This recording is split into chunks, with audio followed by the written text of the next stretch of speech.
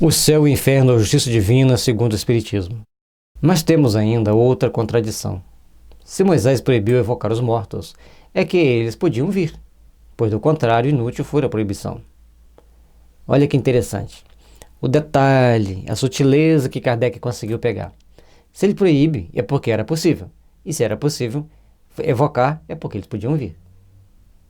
Ora, se os mortos podiam vir naqueles tempos, também podem hoje. Óbvio. As regras são iguais no mundo espiritual desde sempre. E se são espíritos de mortos, os que vêm, não são exclusivamente demônios. Demais, Moisés, de modo algum, fala nesses últimos. Ele fala em espíritos de mortos, não fala em demônios. Até porque, como sacerdote egípcio, que ele era um sacerdote egípcio, ele estudou nas escolas egípcias, ele foi criado como um príncipe egípcio, portanto, ele teve as mesmas educações que todos os sumos sacerdotes tiveram, que todos os príncipes egípcios tiveram. Ele sabia, melhor do que ninguém, que existia comunicação com os espíritos, porque os sacerdotes faziam isso, mas faziam com consciência, relativamente, com consciência de responsabilidade. Eles estudavam para fazer aquilo ali, eles tinham uma noção de como era feito. Então ele não ia falar em demônio. Em momento algum ele fala em demônio. Ele não promete ninguém para o inferno.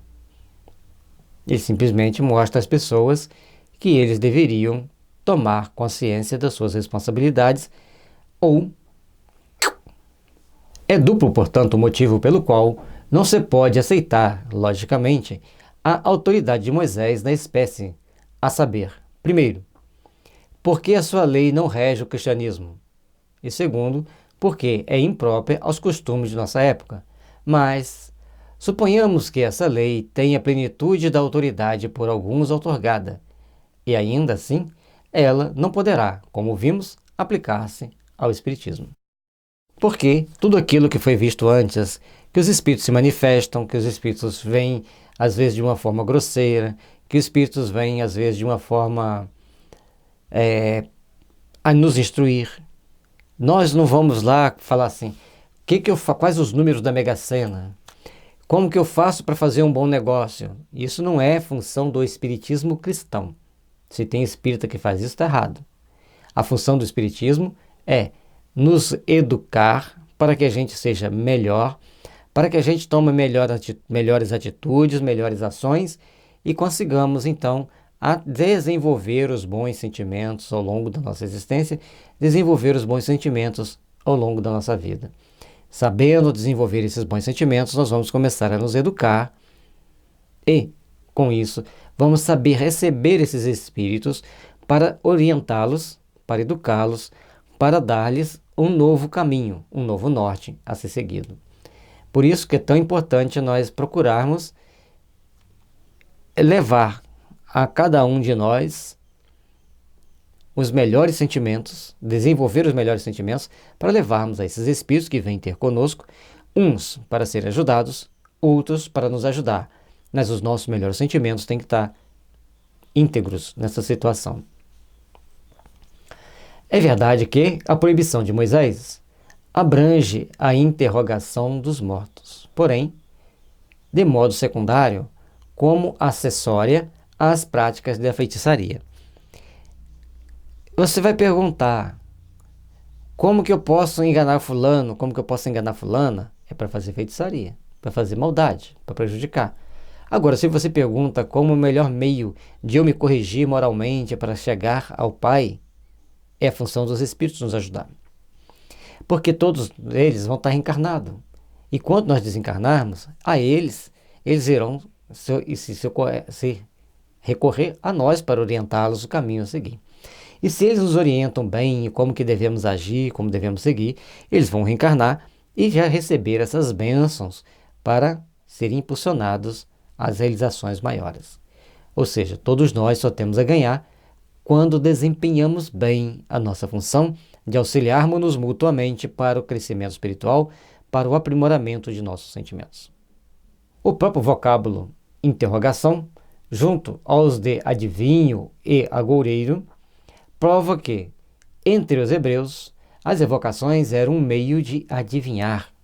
Entretanto, Os espíritas só evocam mortos para receber sábios conselhos e obter alívio em favor dos que sofrem, nunca para conseguir revelações ilícitas. As informações dos espíritos são sempre voltadas para o trabalho de refazimento, para o trabalho de instrução, de melhoria nossa e dos espíritos que estão em torno de nós.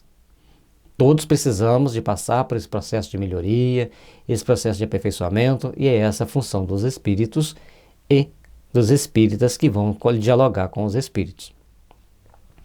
Certo se os hebreus usassem das comunicações como fazem os espíritas, longe de as proibir, Moisés acoroçoá-las ia, porque o seu povo só teria a lucrar.